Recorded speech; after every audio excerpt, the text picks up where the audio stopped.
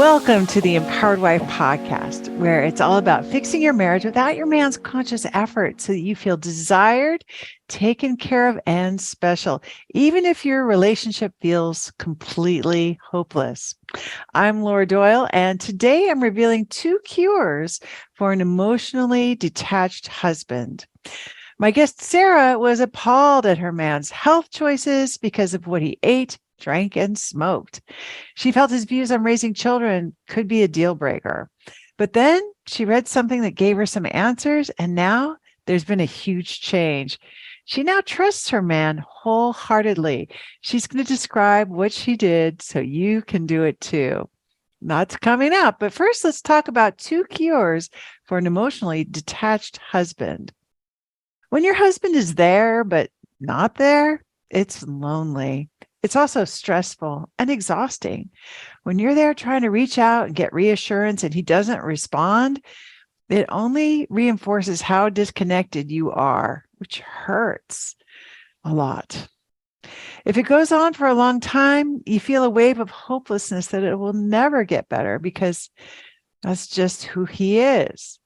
Then you feel disappointed that you didn't see it sooner before you chose him. But this emotional detachment, it doesn't have to be a life sentence of loneliness for you. There are 2 ways to cure an emotionally distant husband, and you have great power to implement both of them, in my experience. Number 1, you can shore up the emotional safety at your house. When I get the chance to interview the husbands of students who have transformed their once distant marriages, one of the things I hear from them, those husbands, is that they were intentionally reserved and distant when they thought it was the only alternative to a fight. In other words, these husbands were actually intentionally stonewalling their wives because they thought that they were doing the best thing for their marriages and for their families. It was the best way they could think of to do no harm. Sure, that meant they were quiet and distant and things were tense, but it also meant fewer hurtful words were thrown back and forth, which would have only done more damage. So, one incredibly powerful thing you can do to make your marriage feel more connected and comfy and relaxed is to create more emotional safety. So, one way to do that is to check to see if you're being as respectful as you set out to be. Or if you're like me and you set out to be a respectful wife and then really had no idea what that meant and ended up being inadvertently disrespectful by questioning his judgment, arguing with his logic, and telling him how to do things he's perfectly capable of doing without your instructions. Because that was not creating emotional safety at my house. Quite the opposite. My husband was very distant and quiet because he didn't feel safe. And that was on me. I thought he was just a distant, unaffectionate kind of guy. But that is no longer the case. Now he wants to interact with me as much as he can in a playful and fun way because he feels safe that I'm not going to barrage him with disrespect, which is so hurtful even to my big, strong man. I still, unfortunately, do show up disrespectfully from time to time. Like when I'm a passenger in the car, for example. Yeah, sometimes I'm not perfectly respectful, got to admit. But fortunately, the overall culture around here is emotionally safe for him. And that means he can be himself, which means that affectionate, playful guy I fell in love with is back. You can start to improve the emotional safety at your house by issuing an apology for the disrespectful things that you've said or done. And it's not that easy to do the first time. Let me just tell you, it can feel like sand in your mouth. And it feels very vulnerable because it is vulnerable. And it's also humble. And it's also very accountable, which are attractive qualities that will also draw your distant husband into your orbit again, in my experience. Number 2, rediscover the girl of fun and light in you. Another reason that things felt so distant in my marriage early on is because I was so serious and stressed out all the time. I was doing a lot of things that my nervous system can't really handle, and I wasn't doing enough to fill up my own happiness tank. So the smiles on my face were few and far between. And those laughs were even harder to come by. Never mind the dancing and the singing and the goofiness. I was convinced that he had changed and left me feeling lonely and ignored because that was just the kind of guy he really was. But no, really, he fell in love with me partly because of that easy, infectious laugh I had in the beginning, and because I smiled when I saw him coming. And okay, probably that goofy dance I do in the kitchen when I'm feeling especially happy. I think he fell for that too. He missed that as much as I missed him being close and connected and affectionate. And when I found my happy groove again, I went back to being an irresistible magnet to that steely man, only he didn't seem so steely and cold anymore. So I'm interested to see what might happen in your relationship if it feels distant now, if you take these two actions to restore the emotional safety and discover the girl of fun and light that you once were.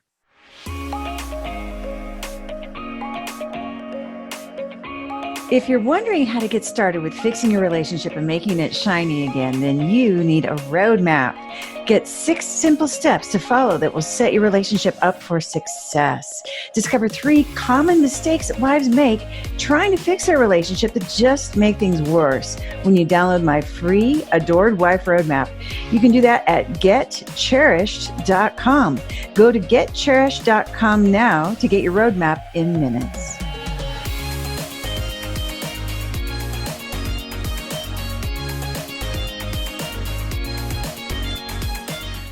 I guess Sarah was appalled at her man's health choices because of what he ate, drank, and smoked. She felt his views on raising children could be a deal breaker. But then she read something that gave her some answers, and now there's been a huge change. She now trusts her man wholeheartedly. She's going to describe what she did so you can do it too. Sarah, welcome to the Empowered Wife podcast. Thank you so much for coming on. Thank you for having me. All right, I want to hear about the bad old days. What was happening for you, Sarah? So with me, I'm very passionate about healthy eating, healthy living, all that good stuff. I'm passionate about that. So actually, in my previous relationship with my ex, things were tense, much of the time, like because I was criticizing my ex for the way he ate, and I was trying to teach him things I knew in hopes that he would change. So that relationship lasted a couple of years, and it didn't work out. But as I was leaving that relationship and then coming into my current one with my new partner, I just knew that I didn't want to go through all of that again, that constant worrying and, just on my part, because that worrying, who likes being worried all the time and scared for your partner's health? So I didn't want to do that again. And also, between him and me, I didn't want there to be that tension. So, But there was some tension, it sounds like, in this new right, relationship. Tell us about that. Of course. So, so I had that resolve, right? But then I, I, well, I found out that like he smokes weed, and I think it kind of caught me off guard because in my past relationship, it was about food. My ex didn't smoke, but in this relationship, it was kind of like new to me. So of course I get worried again, and I tried to talk to him about it. It's so embarrassing now when I think about it, but I tried to show him resources that said, oh, it's bad for you and this and that. And obviously he was upset about that. And so I was thinking, oh no, I'm doing it again. And I felt kind of stuck there. Yeah. And I can see why you would be concerned about that, of course. And then you were also there were other lifestyle choices he was making about his health, right? Yes, That were bothering exactly. you. Right. So, even from, pretty early on in our relationship, we felt like, this can be something serious, this can be something long term.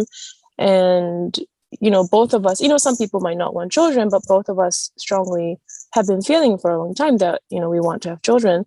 So I was like, great. But then I found out that, just this whole health thing, our views on health didn't match exactly. Especially, I mean, starting with things like food, but I was very concerned about like the use of pharmaceuticals.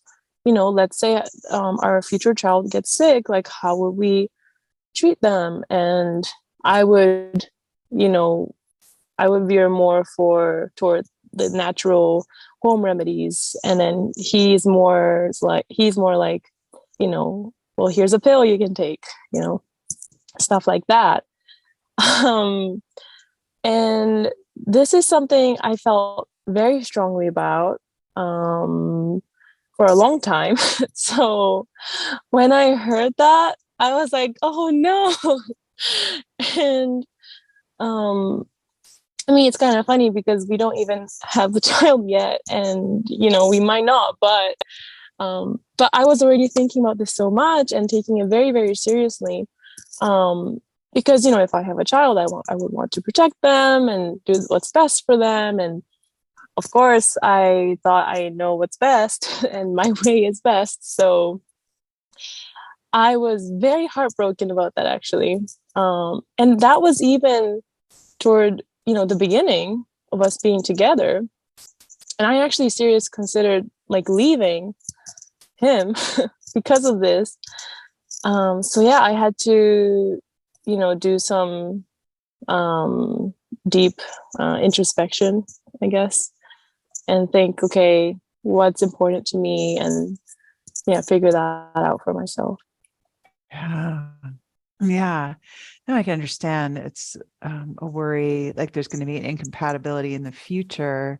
Mm-hmm. Really when it's too late, right? Once you're a mom and he's the dad, like Yeah. you're really connected forever. Mm-hmm. So you're thinking about maybe ending the relationship and the idea would be to find somebody who shares your views on how to care for your child when they're sick. It sounds like. Yeah. Mm-hmm. Yeah, totally makes sense. Mm-hmm. And so how was this affecting this new relationship? Mm-hmm. So I took some time for myself, away from him, just to like really think about this deeply, and I was like upset too, so just to calm myself too.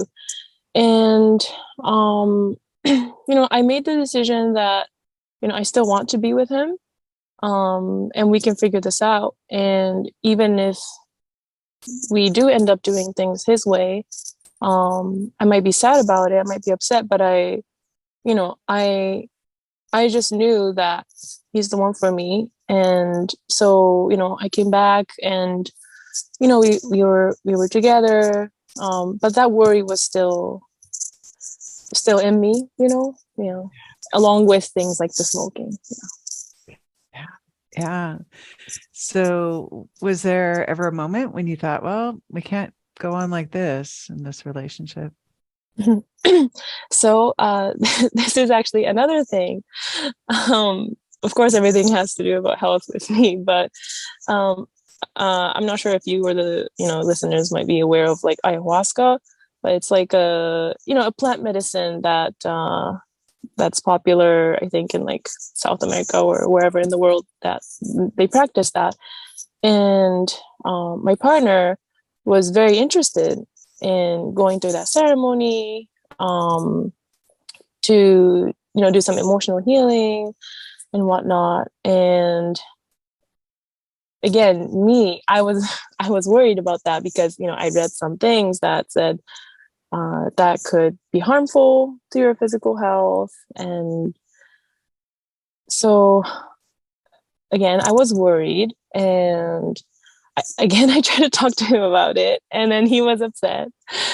And I was thinking, I wasn't necessarily thinking that, like, I was just very heartbroken and like very, very sad and very, very scared of like what could happen and what if he changes and stuff like that. So, that was like very difficult for me. And I felt like, oh, I just wanted to leave all this worrying behind, Yeah. with my past relationship. So yeah, why can't I move forward? That was the state I was in.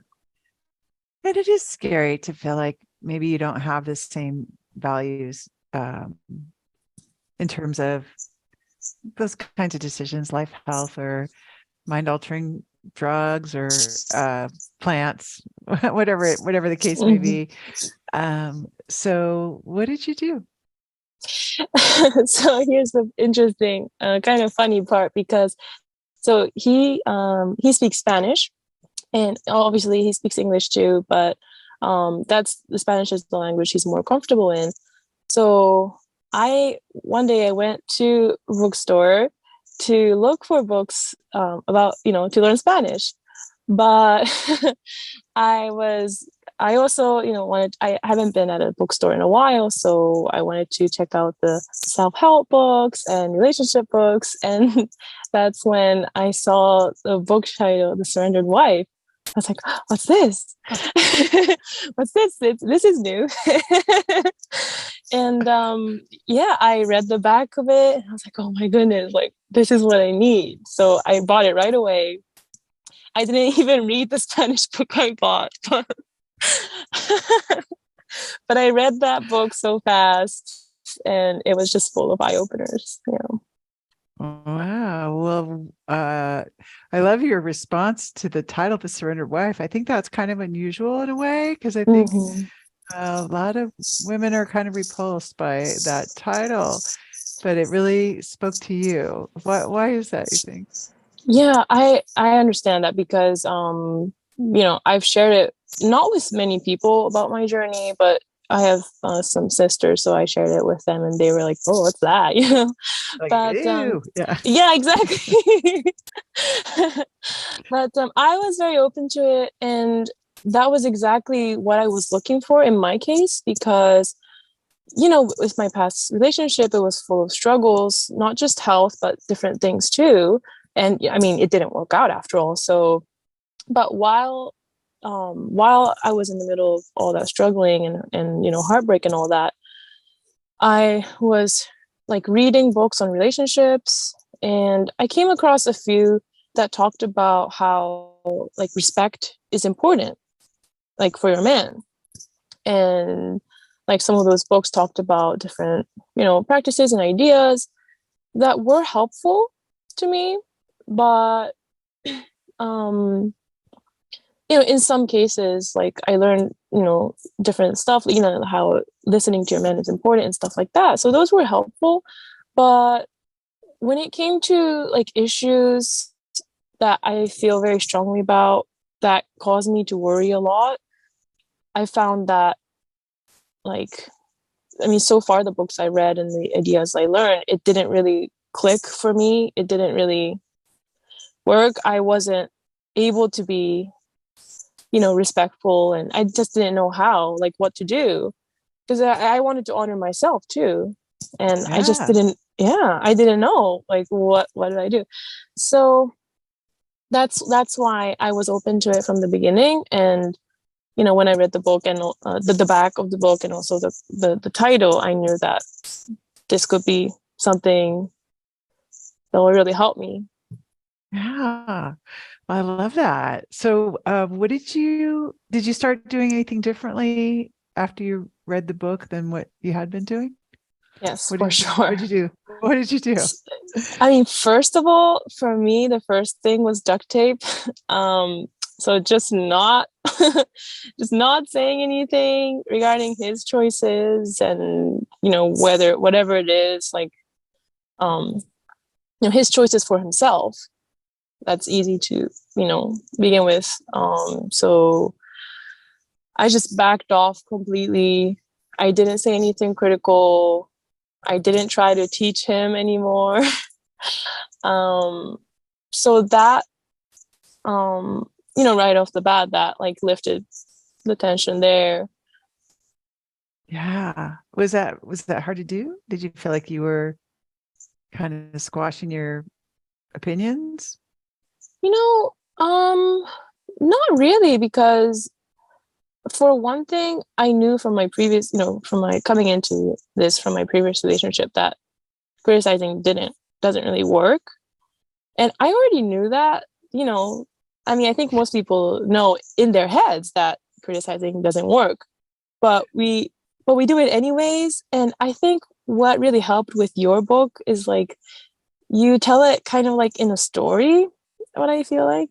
It's like your story and then stories of other women, and it's very truthful, funny too. And um I'm not sure what it is, but it just made the connection. I felt like there was a connection, and I understood more about, you know, respect and just being polite, So um, I really, it's thanks to you and the book that I was able to make that connection. Well, I love that. So, how did he respond when you started using duct tape? Yeah. um, I think he was like appreciative. Um, because I mean, I heard from him later that with his previous partners and like family members too, like they would be judgmental or critical. But I think he noticed that I wasn't criticizing him anymore. Not that I did too much, because, right off the beginning of our relationship, I was trying to be respectful. But especially after I got the book, I think I got a better handle on that. So, even now he would say from time to time, "Oh, it's so nice to come home and, you know, and not be yelled at, or, just I can relax." He says that a lot. Sounds like he does feel very respected. He appreciates Yeah. that. Hmm. Yeah. What was there anything else that you started doing differently when you read the book? Yeah. Yes. I mean, there are many tools that you talk about, and for me, what seemed, I just figured I'll start with what stuck with me and what seemed easiest to start with. And one was duct tape, another was gratitude. And because and reading that it kind of opened my eyes, because I felt a lot of gratitude for him, but I didn't necessarily express it. And you know how I think in like mainstream thought, it's like it's not enough. Like you should say you love someone. It's not enough to just. I'm sorry, I'm just like talking all over the place, but there's this thought that, oh, you should say I love you if you love someone, right? Yeah. And I think that can apply to thank you, but even for like little things. So just like if he takes out the garbage, or I don't know, just like little things. Or if he calls me, it gives me a call to to just to say hi, or let me know where he is, or whatever, something like that. So even now it's stuck with me to like find any opportunity to say thank you for. And I like doing that too. So Oh, I love that. I love that, Sarah, because No, I like how you equate that with the yeah, you're right. It's conventional wisdom. Like if you love somebody, let them know. We've all heard that Hmm. lots of times. And I hear you saying is if you are grateful for someone, if you're happy they called, let them know. And you hadn't been doing that as much as you're doing it now, it sounds like. Right, right. I mean, even for the small things, um, I was especially for the small things, I wasn't um mindful about that before. How did he respond when you started bringing more appreciation? Um, I think, he just seems like very happy around me, and like when he sees me and to be at the house, he just seems like lighthearted and happy. So, and of course I love to see that too. Yeah. So what Mhm. is your relationship like now? Um, it's very joyful, very romantic. Um, Hmm. I feel like um because I've been listening to other women talk about their relationships in the other podcast episodes when you talk with them, and I found that many women, they hit like rock bottom or really dark place with their man, and then they find your work, and then they drastically improve their relationship. That's what I'm seeing a lot. Um, but with me, because I was very fortunate to find your book very early on in our relationship, um, there wasn't really like a how to say, like a, Roller you know coaster? exactly, that didn't really happen for us. It was, again, thanks to you. But so what I want to say is it's not so much a huge difference in him, but um, of course there could have been if I kept criticizing, stuff like that. I feel like all of that was, we were able to avoid all of that and just keep you know, the boyfriend girlfriend initial romantic phase, I guess. So, Sarah, it sounds like you're saying you don't have to have a crisis or a big breakdown in order to um, get these skills and apply them in your relationship and then extend this romantic falling in love phase that you're how long have you been in this relationship with your partner? Oh my goodness. Since, well, we met like in December of last year and officially started being together in March. So Yeah. couple months. Yeah. So it's November and now, yeah. So Almost a like year, I guess. almost a year. Yeah. And what I think what I hear you saying too is you think it could have well, you were certainly contemplating ending this relationship too, it sounds Hmm. like early on.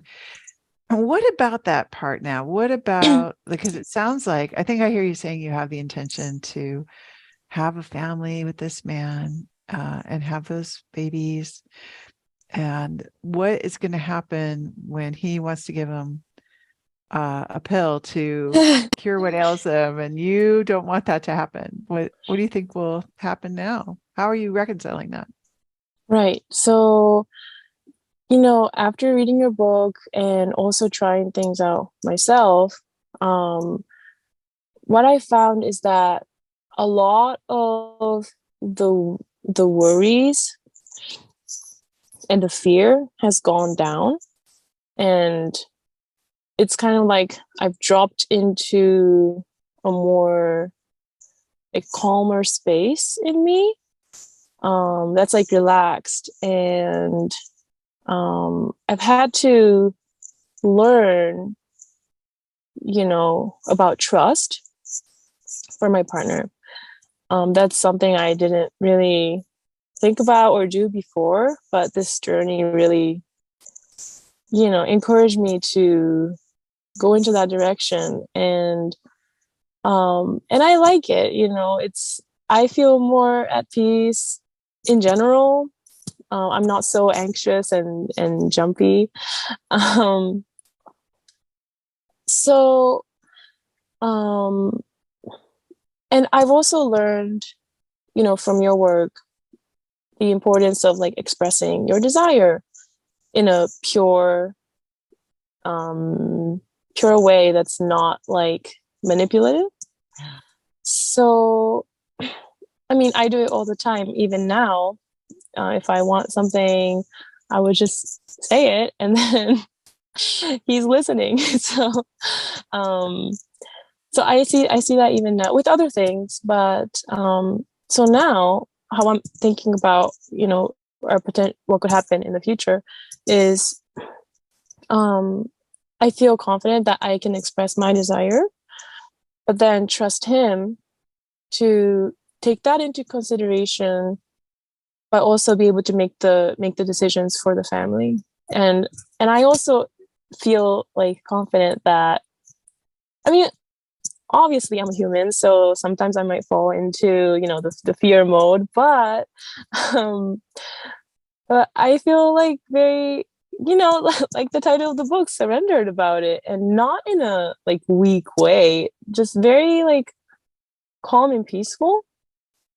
Yeah, Wow. So it sounds like you've really grown and changed as part of this journey and become more calm and you've got more inner peace, it sounds like.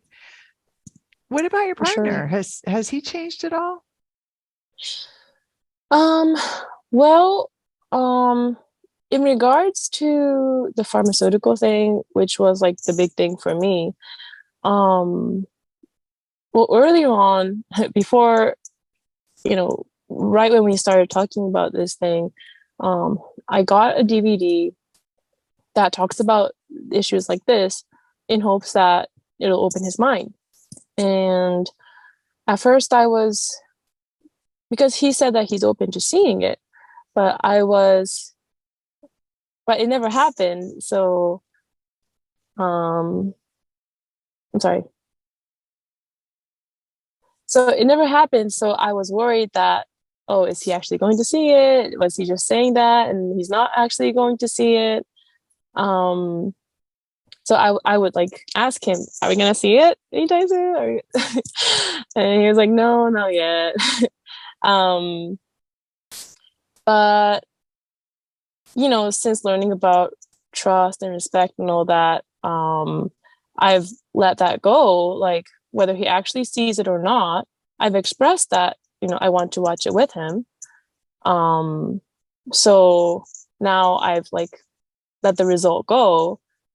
Um, and the other day we were watching some movies, and that DVD is on the shelf, and I didn't even say anything, but he said something along the lines of, I know it's there, and we'll watch it when the time is right. And I said, okay, and yeah, I feel that I was happy that he acknowledged that, and I trust that we will when the time is right, and whether he agrees with the ideas in the DVD, whether he adopts those ideas or not, I also feel like I can let that go.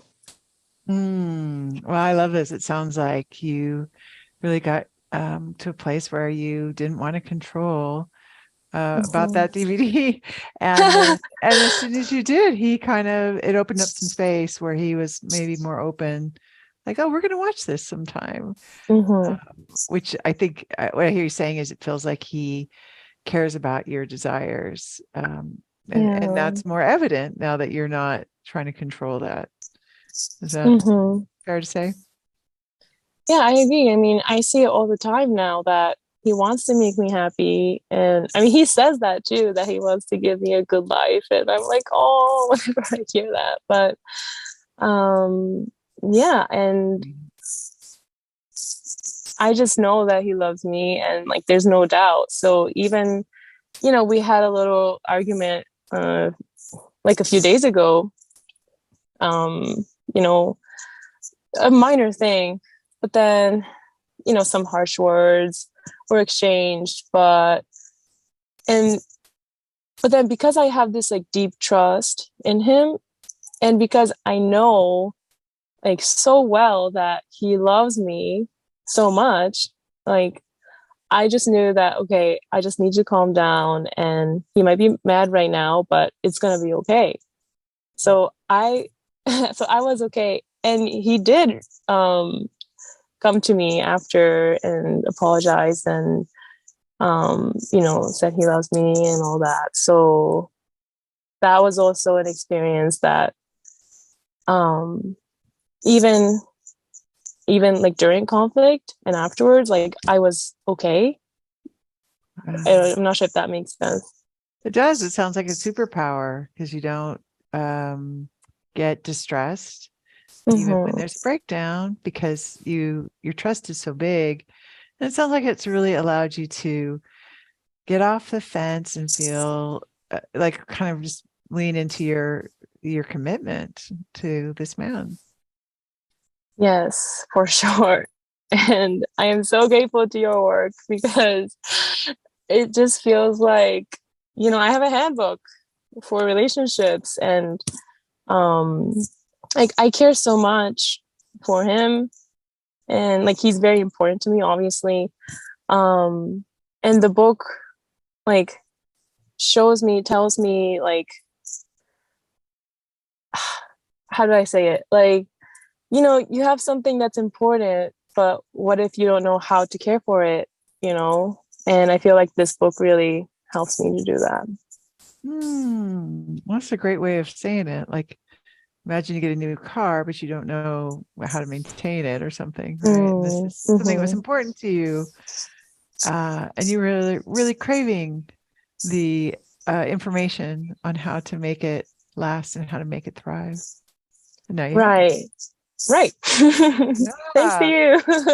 What a great source of confidence. Oh, thank you. Thank you. Mm-hmm. So, what do you think? What's your best tip to somebody who is maybe feeling on the fence, like she might want to end her relationship because she doesn't see the values lining up, and she's concerned about her kids, maybe future kids or Mm. present kids, but she wants to feel this trust and commitment that you have. You seem to really have just grown into. How how should she start? I think with anyone with any relationship struggles, like reading your book can be helpful to begin with. Um, that would be my go-to advice. But if I were to choose like an idea or a tool, for her to focus on or just to start thinking about, would be faith over fear. It's something, I've heard you say many times, and that resonates with me a lot too.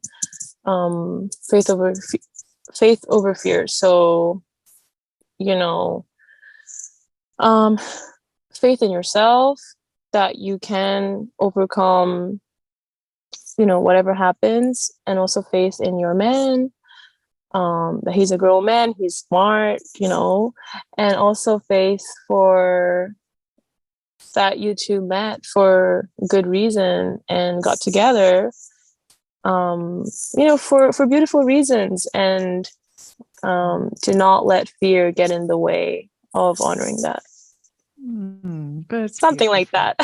I love it. I love it. What would you say to Sarah if you could go back in time and tell her what you know now when she was Hmm. worried? What would you say to her? I would say don't freak out. Don't freak out, and also again, to get that book, because it'll answer so many questions that I didn't even know I had. It just spells things out very clearly. Um, so I would tell her, it's gonna be okay. Don't worry. Just get the book and read it. I think that's what I would say to her. I love that. Well, congratulations. I think I'm envious actually of you getting the skills so early on in your relationship that Oh, you're able to build a foundation right from the start with showing up with your your faith over your fear and your gratitude. So I love that. Congratulations on having such a great relationship and being willing to do the courageous things that it takes to have that. Thank you. Thank you. It's an honor. Yeah. And thanks for sharing the story with us today on the podcast. So valuable. Thank you for having me.